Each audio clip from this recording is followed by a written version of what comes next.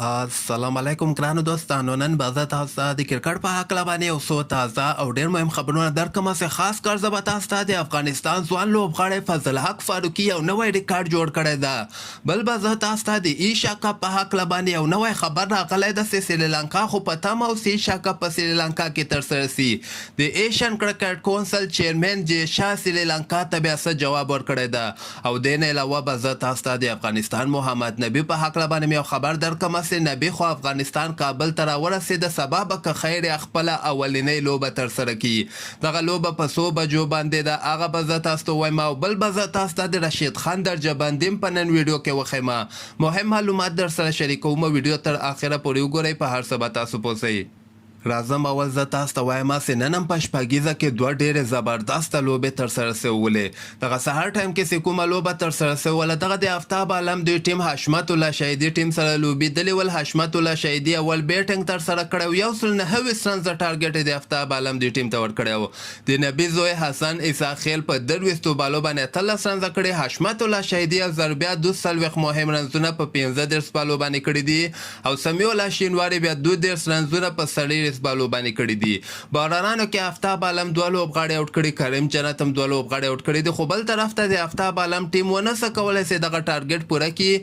111 پورې دغه رنزونه ورسول او ټول لوبغاړي د دوی اوټ شول. فضل حق فاروقي په نن لوبه کې یو ځل بیا په زړه پورې بولنګ نندارې ته وړاندې کړی ده.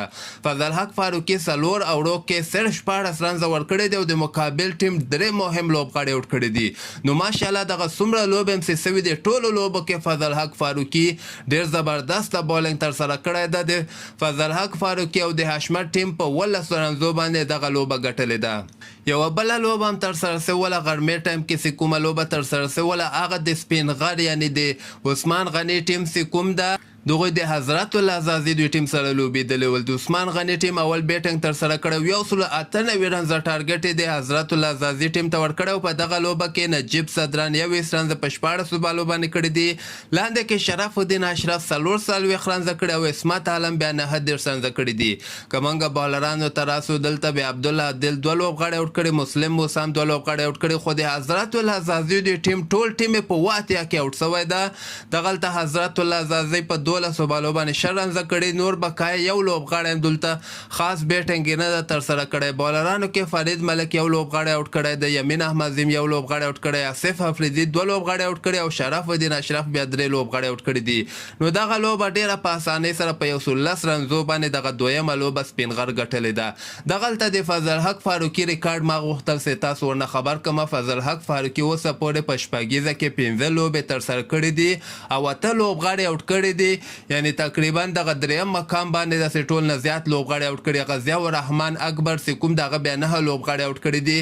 خو دغلته دغه د فضل حق فاروقي چې کوم د 3.5 اکانومي باندې بولینګ ترسره کړی. یعنی یو اور کې 3.5 رنزه فضل حق فاروقي ورکړي. نو د ښه بالر نشاني هم دغه چې هغه اکانومي کمه یو 3.5 اکانومي خو په شروریزه لوبه کې چې خبره بیخي سره زر دی. نو فضل حق فاروقي دغه یو نوی ریکارډ په شپږیزه کې د افغانستان لپاره جوړ کړی ده. او بل به زه تاسو ته وایم چې سبا هم په شپږیزه کې دوه ډېرې زبردسته لوبې ترسره کیدونکې دي. سهار ټایم کې چې کومه لوبه ترسره کیږي سهار 9 بجې د احسان الله جنت ټیم به اصغر افغان سره لوبېږي. خو محمد نبي هم افغانستان کابل ته رارسېدلی ده. ما تاسو ته تېره ورځ ویډیو کې خبر هم درکړی ده. سبا به که خیر محمد نبي خپله اولنۍ لوبه په شپږیزه کې ترسره کړي.